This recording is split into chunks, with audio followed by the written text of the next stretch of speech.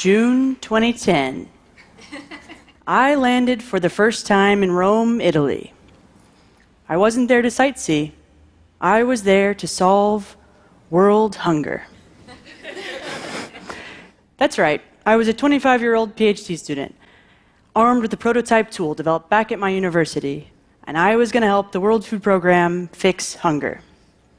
So I strode into the headquarters building, and my eyes scanned the row of UN flags, and I smiled as I thought to myself, the engineer is here. Give me your data. I'm going to optimize everything. Tell me the food that you've purchased. Tell me where it's going and when it needs to be there. And I'm going to tell you the shortest, fastest, cheapest, best set of routes to take for the food. We're going to save money. We're going to avoid delays and disruptions. And bottom line, we're going to save lives. You're welcome. I thought it was going to take 12 months. Okay, maybe even 13. This is not quite how it panned out. Just a couple of months into the project, my French boss, he told me, you know, Mallory, it's a good idea, but the data you need for your algorithms is not there. It's the right idea, but at the wrong time. And the right idea at the wrong time is the wrong idea. Project over. I was crushed. When I look back now on that first summer in Rome, and I see how much has changed over the past 6 years, it is an absolute transformation. It's a coming of age for bringing data into the humanitarian world. It's exciting, it's inspiring, but we're not there yet. Embrace yourself, executives, because I'm going to be putting companies on the hot seat to step up and play the role that I know they can. My experiences back in Rome prove using data, you can save lives. Okay, not that first attempt. But eventually we got there. Let me paint the picture for you. Imagine that you have to plan breakfast, lunch, and dinner for 500,000 people, and you only have a certain budget to do it, say $6.5 million per month. Well, what should you do? What's the best way to handle it? Should you buy rice, wheat, chickpea, oil? How much? It sounds simple, it's not. You have 30 possible foods, and you have to pick 5 of them. That's already over 140,000 different combinations. Then for each food that you pick, you need to decide how much you'll buy, where you're going to get it from, where you're going to store it, how long it's going to take to get there, and you need to look at all the different transportation routes as well. And that's already over 900 million options. If you considered each option for a single second, that would take you over 28 years to get through. 900 million options. So we created a tool that allowed decision makers to weed through all 900 million options in just a matter of days. It turned out to be incredibly successful. In an operation in Iraq, we saved 17% of the costs. And this meant that you had the ability to feed an additional 80,000 people. It's all thanks to the use of data in modeling complex systems. But we didn't do it alone. The unit that I worked with in Rome, they were unique. They believed in collaboration. They brought in the academic world. They brought in companies. And if we really want to make big changes in big problems like world hunger, we need everybody to the table. We need the data people from humanitarian organizations leading the way and orchestrating just the right types of engagements with academics, with governments. And there's one group that's not being leveraged in the way that it should be. Did you guess it? Companies. Companies have a major role to play in fixing the big problems in our world. I've been in the private sector for 2 years now. I've seen what companies can do, and I've seen what companies aren't doing. And I think there's 3 main ways that we can fill that gap. By donating data, by donating decision scientists, and by donating technology to gather new sources of data. This is data philanthropy, and it's the future of corporate social responsibility. Bonus, it also makes good business sense. Companies today, they collect mountains of data. So the first thing they can do is start donating that data. Some companies are already doing it. Take, for example, a major telecom company. They opened up their data in Senegal and the Ivory Coast, and researchers discovered that if you look at the patterns and the pings to the cell phone towers, you can see where people are traveling. And that can tell you things like where malaria might spread, and you can make predictions with it. Or take, for example, an innovative satellite company. They opened up their data and donated it. And with that data, you could track how droughts are impacting food production. With that, you can actually trigger aid funding before a crisis can happen. This is a great start. There's important insights just locked away in company data. And yes, you need to be very careful. You need to respect privacy concerns, for example, by anonymizing the data.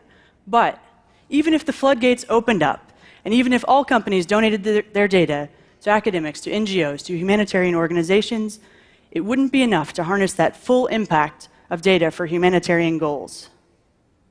Why? To unlock insights in data, you need decision scientists. Decision scientists are people like me. They take the data, they clean it up, transform it, and put it into a useful algorithm that's the best choice to address the business need at hand. In the world of humanitarian aid, there are very few decision scientists. Most of them work for companies. So that's the second thing that companies need to do. In addition to donating their data, they need to donate their decision scientists. Now, companies will say, don't take our decision scientists from us. We need every spare second of their time. But there's a way. If a company was going to donate a block of a decision scientist's time, it would actually make more sense to spread out that block of time over a long period, say, for example, 5 years. This might only amount to a couple of hours per month, which a company would hardly miss. But what it enables is really important: long-term partnerships. Long-term partnerships allow you to build relationships, to get to know the data, to really understand it, and to start to understand the needs and challenges that the humanitarian organization is facing. In Rome, at the World Food Programme, this took us 5 years to do. 5 years. That first 3 years, okay, that was just what we couldn't solve for.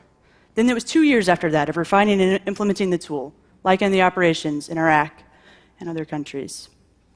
I don't think that's an unrealistic timeline when it comes to using data to make operational changes. It's an investment. It requires patience.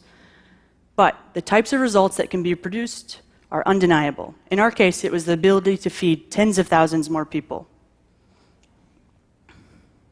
So, we have donating data, we have donating decision scientists, and there's actually a third way that companies can help: donating technology to capture new sources of data.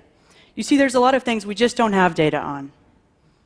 Right now, Syrian refugees are flooding into Greece. And the UN Refugee Agency, they have their hands full. The current system for tracking people is paper and pencil. And what that means is that when a mother and her 5 children walk into the camp, headquarters is essentially blind to this moment. That's all going to change in the next few weeks, thanks to private sector collaboration. There's going to be a new system based on donated package tracking technology from the logistics company that I work for. With this new system, there will be a data trail, so you know exactly the moment when that mother and her children walk into the camp. And even more, you know if she's going to have supplies this month and the next. Information visibility drives efficiency. For companies, using technology to gather important data, it's like bread and butter. They've been doing it for years, and it's led to major operational efficiency improvements. Just try to imagine your favorite beverage company trying to plan their inventory and not knowing how many bottles are on the shelves. It's absurd. Data drives better decisions. Now, if you're representing a company and you're pragmatic and not just idealistic, you might be saying to yourself, okay, this is all great, Mallory, but why should I want to be involved? Well, for one thing, beyond the good PR, humanitarian aid is a $24 billion sector. And there's over 5 billion people, maybe your next customers, that live in the developing world. Further, companies that are engaging in data philanthropy, they're finding new insights locked away in their data. Take, for example, a credit card company that's opened up a center that functions as a hub for academics, for NGOs, and governments, all working together. They're looking at information in credit card swipes and using that to find insights about how households in India live, work, earn, and spend. For the humanitarian world, this provides information about how you might bring people out of poverty. But for companies, it's providing insights about your customers and potential customers in India. It's a win all around. Now, for me, what I find exciting about data philanthropy, donating data, donating decision scientists, and donating technology, it's what it means for young professionals like me who are choosing to work at companies. Studies show that the next generation of the workforce care about having their work make a bigger impact. We want to make a difference. And so through data philanthropy, companies can actually help engage and retain their decision scientists. And that's a big deal for a profession that's in high demand. Data philanthropy makes good business sense. And it also can help revolutionize the humanitarian world. If we coordinated the planning and logistics across all of the major facets of a humanitarian operation, we could feed, clothe, and shelter hundreds of thousands more people. And companies need to step up and play the role that I know they can in bringing about this revolution. You've probably heard of the saying, food for thought.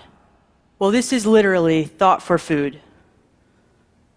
It finally is the right idea at the right time. Très magnifique. Thank you.